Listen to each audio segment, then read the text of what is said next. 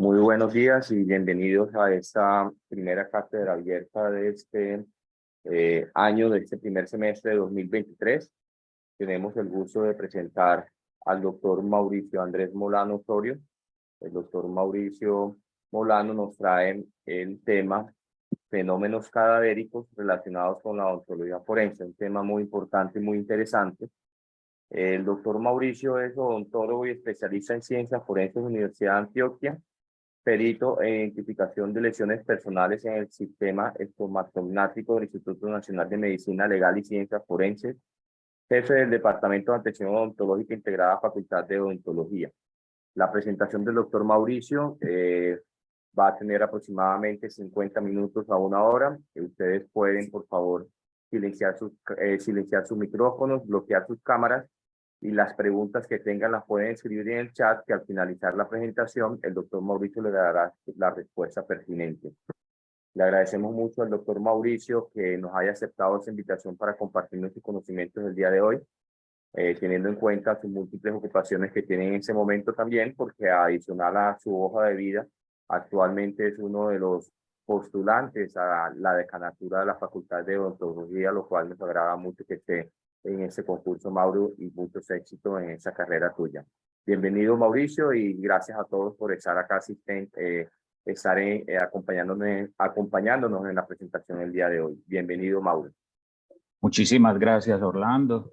Muy buenos días para todos. Me alegra que hayan madrugado conmigo para ver un tema tan lleno de, a veces morbo, a veces ansiedad, a veces conocimiento, a veces todo lo contrario, desconocimiento, a veces pereza, a veces emoción, etcétera. Un tema que genera demasiadas emociones encontradas. Los fenómenos cadavéricos que se relacionan con la odontología forense no se pueden ver en una sola hora, como pues es el espacio que tenemos para esta cátedra abierta, pero sí voy a intentar resumir lo que más nos interesa. Intentaré buscar la manera de llegarles a todos de una manera amena, en procura de que la madrugada valga la pena. Como dijo Orlando, entonces, yo soy Mauricio Molano Osorio y pues a lo largo de mi trayectoria, de estos ya 20 años de odontólogo, he conocido a muchas personas en las aulas de clase y estos temas siempre han sido los favoritos. Hablar de dictámenes odontoscópicos, hablar de dictámenes de lesiones personales en el sistema estomatognático, hablar de fenómenos cadavéricos, es algo que me hace palpitar bastante. Así que comencemos. ¿Cuál va a ser el derrotero del día de hoy? Vamos a comenzar a revisar un poco qué y cuáles son los fenómenos cadavéricos, para no empezar de lleno echándonos al agua diciendo, bueno, este fenómeno es así y esta es la explicación fisiopatológica, sino que vamos a versar por la bibliografía un poco en procura de darle contexto a la charla. A partir de ahí entraremos a un tema que es hermano de este, que es las cuadrillas de la muerte. Las cuadrillas de la muerte, entendido como cuál es, perdón, la fauna cadavérica que aparece en los instantes de la muerte y que se relaciona con los fenómenos cadavéricos que nos interesa, valga decir, entomología forense. Y luego, ya cuando estemos totalmente metidos en el tema, vamos a hablar de dos fenómenos cadavéricos específicos. Uno, el pink tip postmortem o diente rosado, y otro relacionado con aquellos características en el sistema estomatognático que aparecen por muertes relacionadas con asfixias mecánicas y anoxias por sumersión, para darle fin al tema con las preguntas que tengamos. Como reflexión inicial, traje una frase de Thomas Alva Edison. Dice, no fueron 1000 intentos fallidos, fue un invento de 1000 pasos. Durante nuestro camino como estudiantes, como profesionales, nos encontramos con N1000 bloqueos en el camino y la cosa está en tener coraje para mejorar cada vez más. Así que comencemos. Básicamente, cuando hablamos de fenómenos cadavéricos, son aquellos cambios que va sufriendo el cuerpo luego de fallecer. Pero eso es una definición muy de libro.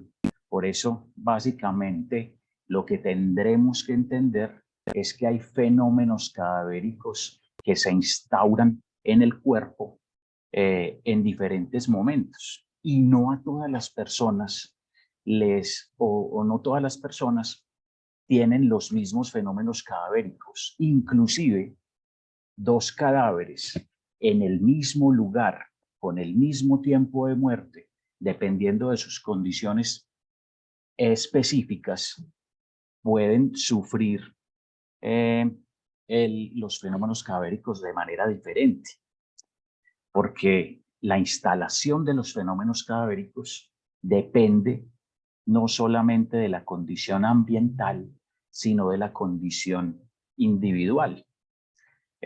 Una persona, por ejemplo, magra, caquéctica, flaca, no se comporta fisiopatológicamente igual a una persona obesa, pletórica, gordita. Y en ciertos casos, los fenómenos cadavéricos se detienen y pasan a estar fenómenos de conservación cadavérica.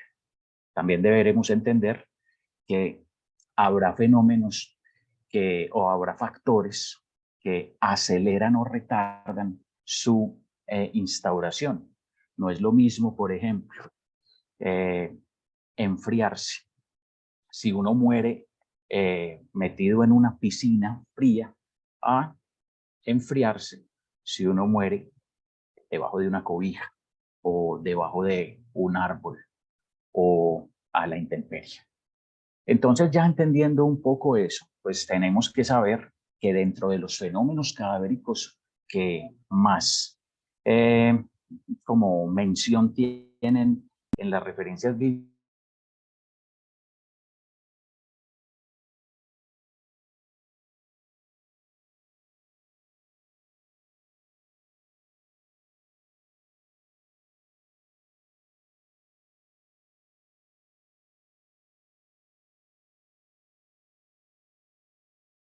los tejidos se comienzan a acidificar. ¿Qué es lo que va pasando en la hora de la muerte? Pues para el transporte del oxígeno viene la correspondiente hipoxia celular. A ello se le desencadena la glucólisis anaeróbica para que se acumulen en el cuerpo ácidos como el láctico o fosfatos inorgánicos y comience una disminución del pH celular. La acidificación tisular, entonces, es un fenómeno cadavérico que hablará de la forma como por dentro se están muriendo las células. La persona puede dejar de pensar, puede cerrar los ojos, puede perder la conciencia, pero por dentro todas esas células se podrán seguir moviendo, intoxicándose, disminuyendo su pH, etc. Más allá de la acidificación tisular, otro fenómeno cadavérico que se instaura de manera temprana es el rigor mortis. El rigor mortis entendido como aquel proceso de rigidez cadavérica.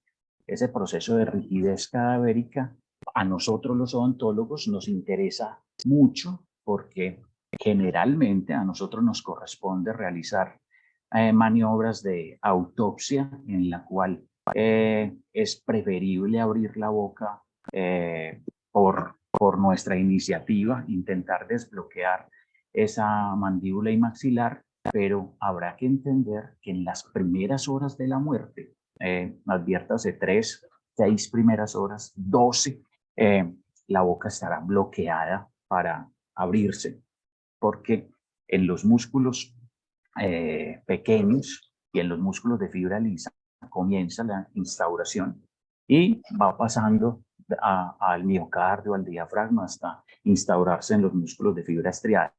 Sin embargo, desde el punto de vista ontológico, nos interesa de la rigidez cadavérica que el cadáver entreabre los ojos y hay un leve descenso mandibular. O sea que cuando las facies de los cadáveres son medio, que tienen los ojos medio abiertos y la boca entreabierta, pues uno podrá pensar que lleva poco tiempo de muerte, de acuerdo a la rigidez cadavérica. Dentro de los tempranos también estará el algor mortis, que se entiende como un cambio de temperatura, generalmente descenso. Y ese descenso se debe en vida a 4 situaciones. Uno pierde calor por conducción, por convección, por evaporación o por radiación. Para entenderlo y meternos en el cuento, pérdida de calor por conducción es generalmente lo relacionado a la pérdida por dormir sobre superficies frías y básicamente, por ejemplo, en el agua, no pierde calor por conducción. O la pérdida de calor por convección, cuando uno queda a la intemperie, pues el cuerpo le cede aproximadamente el 15% de su temperatura al medio ambiente. O uno pierde calor por evaporación, cuando el cadáver queda emparamado, pues ahí hay un mecanismo de pérdida de calor por evaporación, o uno también pierde calor por radiación. En la radiación, generalmente, ya es cuando el cuerpo ha tenido, llega a temperaturas de 20 grados y para seguir perdiendo calor, pues lo hará por medio de este mecanismo. Para quienes van llegando a la charla, que ya veo ya 104 conectados, pues les recuerdo que lo que estamos haciendo inicialmente en estos 10-15 primeros minutos es dar un repaso rápido, que no me puedo detener mucho, por cada uno de los fenómenos cadavéricos para entrar al núcleo del asunto. Cuando hablamos de deshidratación cadavérica, esta mancha, por ejemplo, en el ojo, nos muestra un fenómeno cadavérico llamado el Sommer-Larcher, que es la deshidratación de la capa más externa del ojo para darle paso a la coroides y se alcanza a ver esa superficie. O dentro de los tempranos también las livideces cadavéricas como el livor mortis, que es cuando la sangre se dispone en las superficies declives del cuerpo. Desde el punto de vista ontológico, es importante anotar que entendemos cuando una persona se ahorca que una superficie declive del cuerpo podrá ser el mentón, porque la soga aprieta el cuello y así eso no esté apoyado en el piso, pues la lividez se manifiesta en el tercio inferior de cara. Cuando hablamos ya de fenómenos cadavéricos no tempranos, sino tardíos, pues habrá también muchísimos, pero traje solamente algunos para recordarles, como por ejemplo la autólisis, que es todo ese conjunto de procesos fermentativos anaeróbicos que tienen lugar dentro de la célula.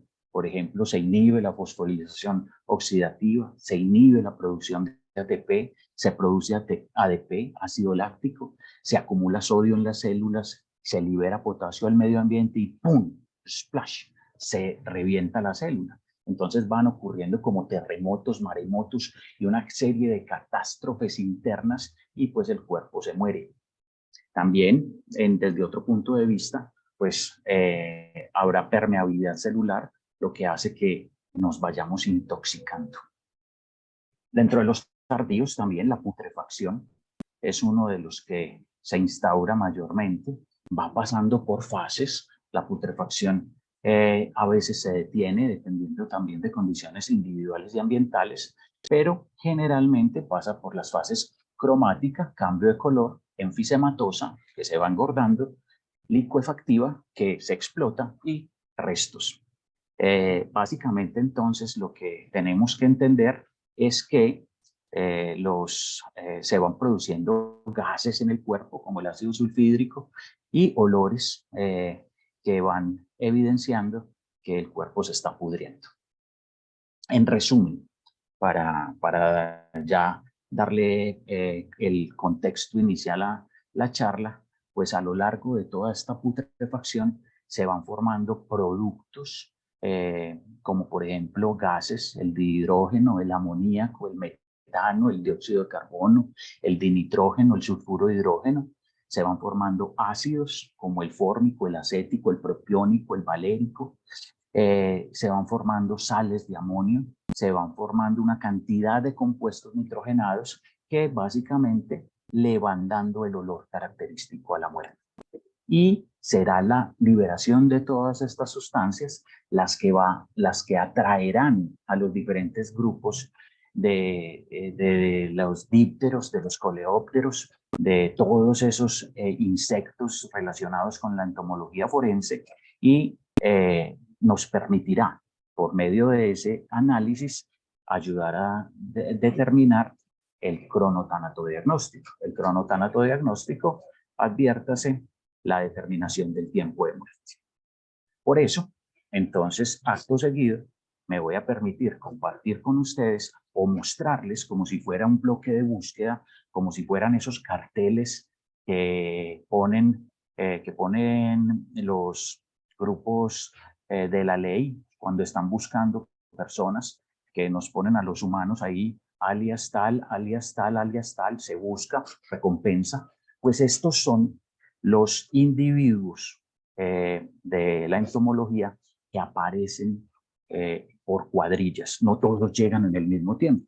La bibliografía nos muestra que habrá ciertas oleadas de insectos que van apareciendo. Por ejemplo, cuando los cadáveres están frescos o inclusive en periodo agónico, llegan primero dípteros, la famosa mosca doméstica, que la vemos en pantalla, acompañada con otra que se ve mucho en el ambiente de Medellín, como la curtonebra, que es otro díptero que se aparece en el estado fresco o en el estado agónico. También otra serie de moscas que tenemos en el ambiente son las que aparecen en el primer instante. ¿Ellas qué llegan a hacer?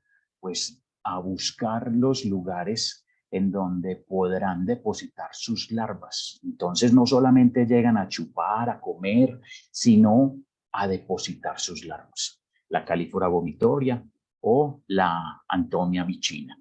Esa es la primera cuadrilla.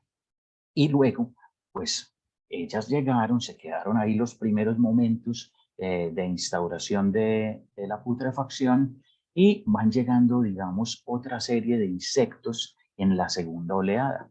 Pero en esa segunda oleada, generalmente cuando llegan estos insectos es en el periodo de licuefacción, que como se los advertí en el contexto, el periodo de licuefacción de la putrefacción es un periodo en el cual ya hay evidente putrilago, evidente apertura de fosas, de cavidades. Ya no solamente la persona está dispuesta y, digamos que en la posición que haya quedado, sino que está abierta, tiene pliegues abiertos en el cuello, en las axilas, en cualquier parte. Entonces esa segunda oleada de moscas o de animales que llegan al cuerpo son, por ejemplo, la lucila, que es una mosca más grande, es una mosca verde, que también en algunas ocasiones la vemos por ahí volando a nuestro alrededor, y llega también la sarcófaga, que hay varias especies, como por ejemplo la carnaria, la arbensis, la latricus, etcétera, para que cuando ya estén las grasas acidificadas, pues comiencen a aparecer los rastreros como el coleóptero de Ermester, que es un cucarrón, básicamente son los que lideran la tercera cuadrilla, la tercera oleada. Entonces estos coleópteros, junto a otros amigos, como el undulatus que vemos en la diapositiva, pues son los que se aparecen en esta tercera oleada, acompañados de algunas polillas que se parecen a las polillas de la ropa, pero específicamente en la tercera oleada no llegan las polillas que vemos en nuestros closets, sino las polillas de la grasa, otra especie de lepidópteros que también ayudan a comerse las larvas y a acidificar las grasas. En la cuarta oleada, ya lo que se comienza a acidificar son las proteínas y entonces llegan unos individuos que pocas veces vemos nosotros. Estos individuos están más escondidos en el ambiente, unas moscas muy raras, como por ejemplo la Piophila casei, llega en la cuarta oleada, o el Coleóptero necrovia, que es un coleóptero diferente a los dos coleópteros que estaban en la cuadrilla anterior.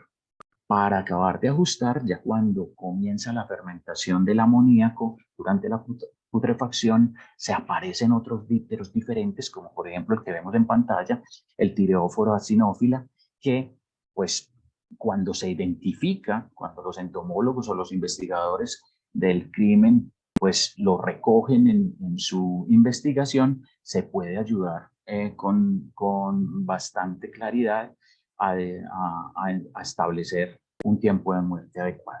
En esa quinta cuadrilla, pues llega el Saprinus rotondatus, que es otro cucarrón, etc.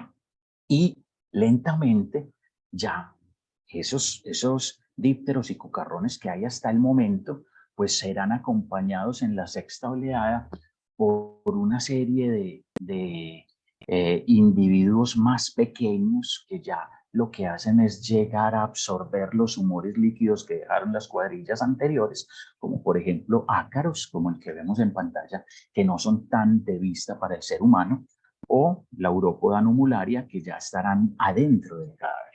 Y en esa séptima oleada, pues ya no aparece en todos los casos. Llega, por ejemplo, en cadáveres que se han logrado momificar, llegan una serie de coleópteros como el que vemos ahí en pantalla, el Atagenus pelio, o inclusive la polilla de la ropa, con la Glossa cuprealis.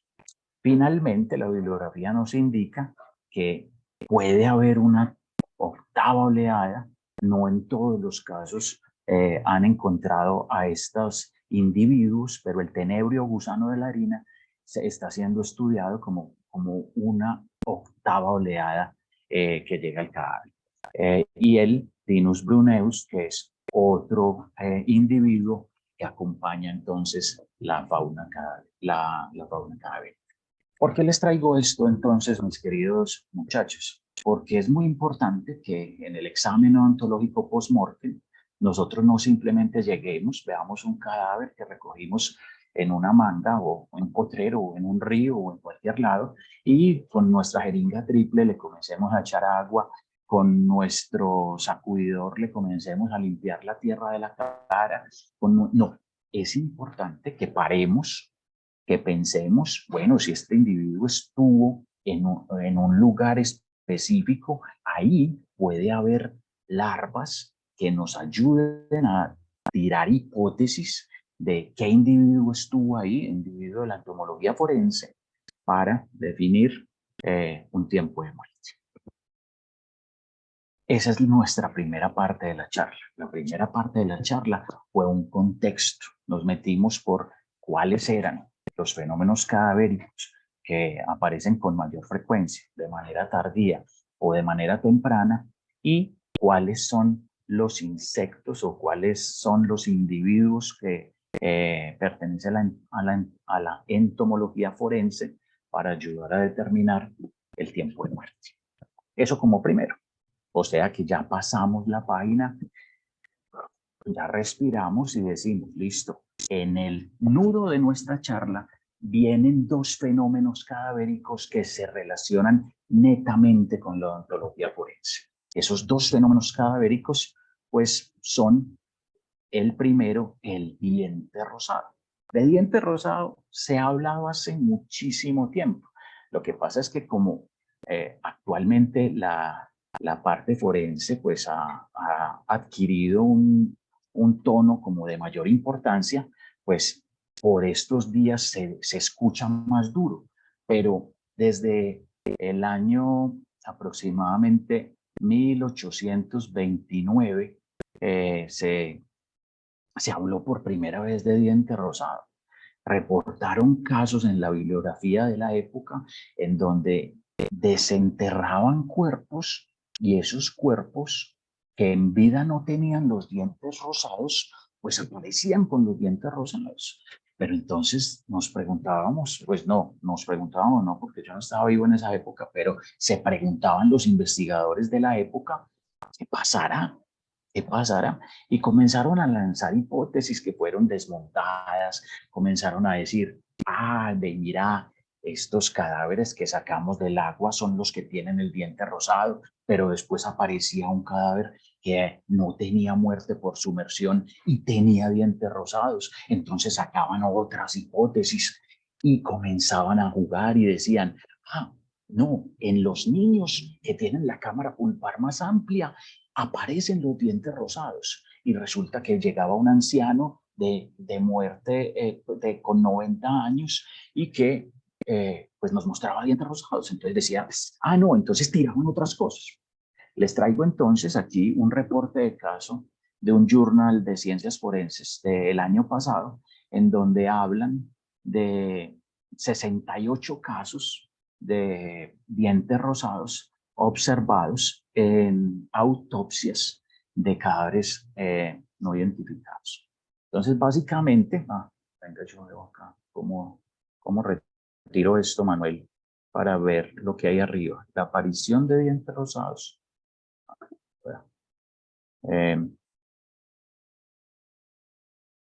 Bueno, Manu, ¿estás ahí? ¿Cómo? A ver. Mauro, ya le pido el favor a Manuel que te colabore por acá. Eso, para que me quites eso, para que veamos, a ver, la primera hipótesis que sale en esta investigación, ¿cierto? Pero básicamente antes de verla tenemos que entender que desde el punto de vista forense habrá que considerar tres definiciones. Maneras de morir, hay dos, la natural y la violenta. Dentro de la violenta está todo lo que se considera indeterminado. Así que no hay 1000 maneras de morir, como dicen los capítulos de ese programa de televisión, sino solo dos, natural y violenta. Causas de muerte son las circunstancias que provocan la muerte. Y el mecanismo de muerte es lo que ocurre después de la causa, lo que sobreviene de la causa, la fisiopatología, lo que ocurre en el cuerpo. Pongo un ejemplo, si a uno, por ejemplo, muere por proyectil de arma de fuego y se desangra, pues el mecanismo de muerte será un shock hipovolémico, la causa de muerte será un proyectil de arma de fuego y la manera de morir es violenta. Entonces ahí pues comenzaron a decir, bueno, ¿será que la aparición del diente rosado se relaciona con las condiciones del entorno y el tiempo después de la muerte, más que con la causa de la muerte?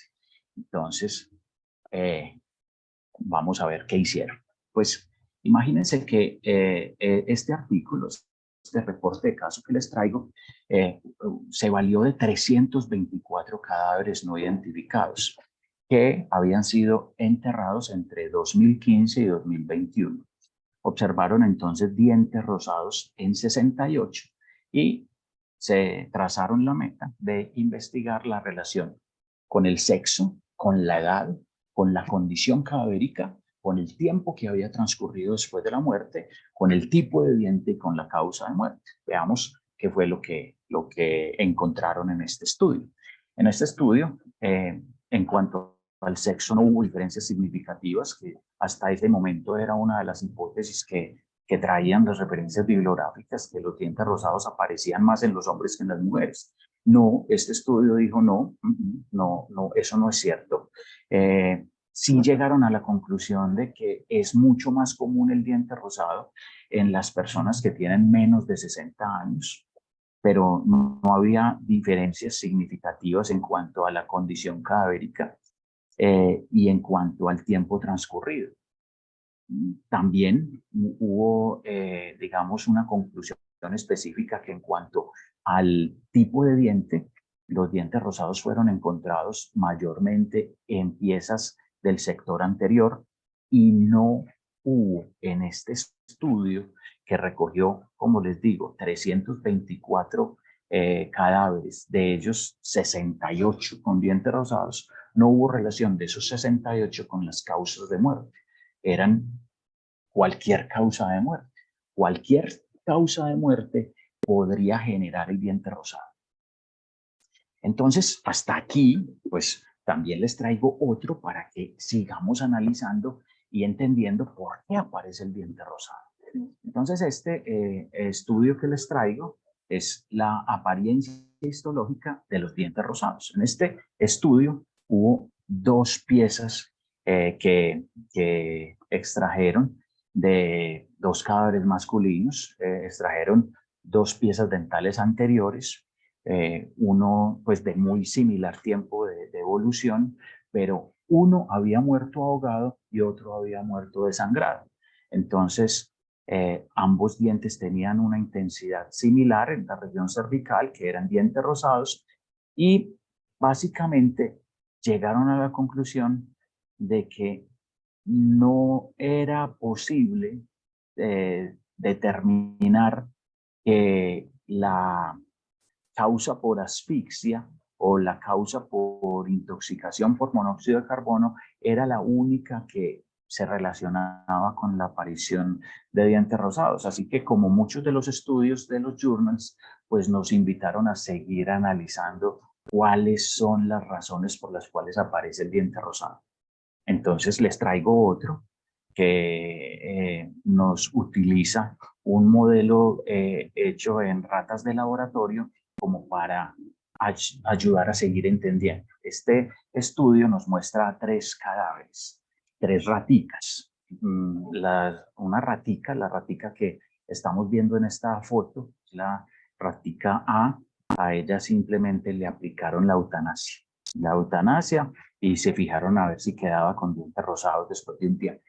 La ratica B, que la tenemos también aquí en pantalla, la ahogaron en agua dulce y la ratica C la ahogaron en agua salada. Así que tenían tres ratas muertas, una aplicada la eutanasia, otra ahogada en agua dulce y otra ahogada en agua salada. Valga decir, en pro del sentido ético de estas investigaciones, que a las tres raticas antes de matarlas las habían dormido para que no sufrieran. Pues porque de pronto habrá personas que ahí estarán diciendo, hey, ¿cómo así? Pues las ratas que... Pero bueno, eso va como por otro lado. ¿Qué concluyeron? Pues básicamente encontraron que en la rata a la cual le aplicaron eutanasia, pues no hubo de dientes rosados, cero dientes rosados. La rata que ahogaron en agua dulce tuvo los dos centrales superiores rosados y la rata que ahogaron en agua salada tuvo los cuatro dientes rosados. Concluyó este estudio que era más común y prominente que si el cadáver era extraído del agua y su muerte en realidad había sido por sumersión, era más común encontrar dientes rosados si el agua era salada o de mar. Entonces, hasta ahora, ¿qué se sabe del diente rosado? Básicamente, pues lo que nos hace la bibliografía es seguirnos invitando para que nosotros desde la odontología nos sigamos preguntando, pues sigamos haciendo como preguntas al respecto y buscando la manera de encontrar las razones. ¿Qué se sabe del diente rosado? Que es una transformación de la hemoglobina que hay en la cámara pulpar y pues como la dentina es tubular, pues esa hemoglobina se convierte en compuestos más solubles y se transporta hasta llegar al vidrio llamado esmalte y se va, pues, y se transparenta un color rosado, que es más posible que ocurra en casos de sumersión en el mar. Hasta el momento, esas son las evidencias que ha encontrado la bibliografía. Y digamos, los compuestos que han encontrado en las autopsias, en las aperturas dentales, generalmente se relacionan con productos que vienen después de la hemoglobina, como por ejemplo la protoporfiria. El segundo fenómeno cadavérico y que dará como finalización a nuestra charla es tiene el título de cómo se muere un ahorcado.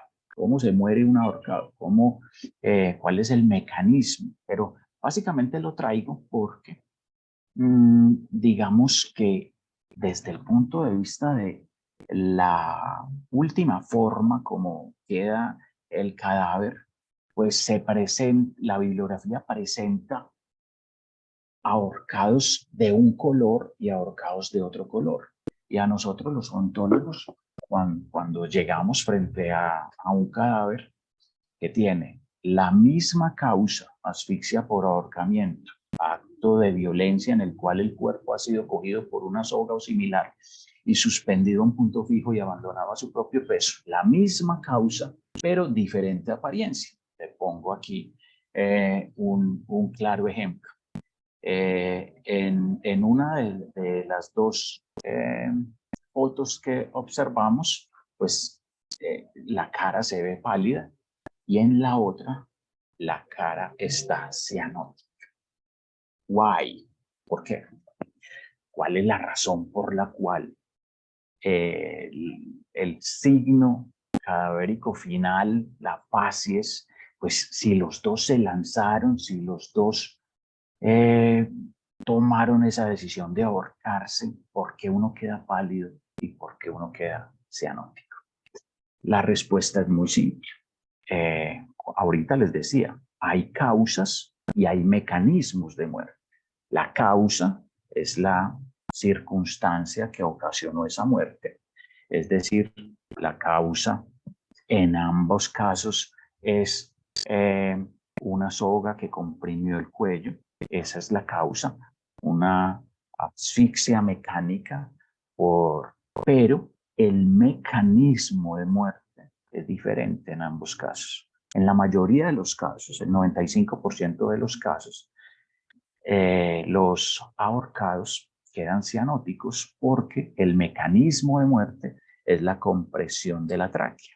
Al comprimirse la tráquea, entonces simplemente no pasa el aire y como no pasa el aire, entonces pues lo que va pasando es que se acumula la sangre en la cara, se forman livideces paradójicas y pues la persona va luchando por no morir, pero se va congestionando esa cara hasta terminar ganando la muerte y la persona queda entonces con la cara morada. Pero hay otros casos en los cuales, ante la misma situación, la persona se ahorca y generalmente lo que ocurre no es una compresión de la tráquea. ¿Qué ocurre? La bibliografía nos muestra varias situaciones que ocurren. Por ejemplo, hay una bibliografía que nos menciona que lo que pasa en ese momento es que no hay compresión de la tráquea, sino estimulación de los senos carotídeos. Los senos carotídeos, desde el punto de vista anatómico, quedan aledaños al ángulo goníaco y pues cuando la soga aprieta estos senos carotídeos, lo que ocurre es una bradicardia súbita por un arco reflejo de dos de los pares craneales que, digamos, en términos futbolísticos, cambian de frente, uno se la pasa al otro, la lleva y pues se termina estimulando el nervio vago y ese nervio vago es el que para el corazón y la persona muere. Así que desde el punto de vista fisiopatológico del mecanismo de muerte, los ahorcados pálidos, digamos que no sufrieron tanto por morir porque no tuvieron tiempo de comprimir la tráquea, sino que cuando cayeron por haberse tirado, pues lo que pasó fue que se estimuló el nervio vago por arco reflejo y se paró el corazón. Así que la persona no se congestionó, sino que quedó pálida. Ahí tenemos los odontólogos, explicaciones entonces por las cuales, los odontólogos no solamente, los criminólogos, todas las personas que participan de una u otra manera en el estudio de la muerte, pues ahí tenemos entonces explicaciones para plasmar en las necropsias y poder definir asuntos médico-legales. Con lo que termino, se relaciona mucho con las asfixias mecánicas, pero es la muerte por sumersión. Y lo traje a colación básicamente porque la muerte por sumersión tiene un signo patognomónico que sale por la boca o por la nariz. Y además, queridos colegas o muchachos, no todas las personas que extraen del agua murieron en el agua. El agua es uno de los lugares que mayor, digamos, pensamiento le da al victimario para ocultar un crimen. Mata a la persona y la tira al agua para que parezca que se ahogó. Sin embargo, desde el punto de vista fisiopatológico, lo que ocurre es que en las verdaderas muertes por sumersión, pues la persona pues, tragó agua y después de tragar agua, durante la putrefacción cadavérica, lo que hace es emerger una característica específica que la bibliografía la llama el hongo de espuma. En otras palabras, es como si el cadáver hiciera gárgaras y sacara, eructara y se viera entonces un hongo que se puede disponer sobre la nariz o sobre la boca. O en ciertos casos no es evidente ante la parte externa, pero sí se puede ver en la orofaringe durante los procedimientos de autopsia o un poco más adentro en estas pericias médico-legales. Básicamente, entonces, a qué me referí durante este tiempo para ya dar paso a las preguntas y a los saludos. Pues lo que traje a colación durante esta mañana hizo relación con los fenómenos cadavéricos. Hicimos un contexto de qué y cuáles son los fenómenos cadavéricos que se instauran en un cuerpo, que no todos los fenómenos cadavéricos se instauran a la vez. Luego nos metimos por el lado de la entomología forense, conocimos a los individuos que aparecen, llamamos la atención a los odontólogos y a los criminólogos de la necesidad de pensar y recoger antes de lavar y antes de hacer procedimientos tanatoprácticos de echar polvos o cremas o cerrar orificios, de recoger larvas para que los entomólogos analicen y ayuden a determinar la muerte. Y luego de eso pasamos por dos temas específicos que de interés médico legal. El diente rosado, que característica específica a la luz de los conocimientos actuales, hemos definido que es una situación que se presenta más en dientes anteriores por una transformación de la hemoglobina en compuestos más solubles que se van por la dentina y que generalmente a la luz de hoy en cualquier causa de muerte aparece, pero si es en las sumersiones, el agua salada favorece su instauración. Y terminamos pasando por las asfixias mecánicas, definimos el ahorcado pálido y el ahorcado morado, los diferenciamos hablando de su mecanismo de muerte y de su mecanismo de muerte, la razón fisiológica, y hemos finalizado con la muerte por sumersión. Hasta ahí, más o menos, pues era una charla planeada aproximadamente de 50 minutos para darle paso a las preguntas si las tienen. Así que gracias por asistir y quedo atento. Muchas gracias, doctor Molano, por su excelente presentación y a todos los asistentes que han estado acompañándonos en nuestra primera cátedra abierta. Ante todo, primero les recuerdo, en el chat hemos colocado un código QR para que por favor nos colaboren diferenciando ese formato, lo cual son unas preguntas que son muy importantes para nosotros, las respuestas que ustedes nos darán. Tengo una pregunta, doctor Molano, el doctor Esteban Chica. Dice, el hombre desde sus inicios se preocupó por el deseo. de reponer dientes y durante los últimos años se han producido una serie de avances tecnológicos importantes, determinando que el número de pacientes tratados con implantes dentales sea cada vez mayor.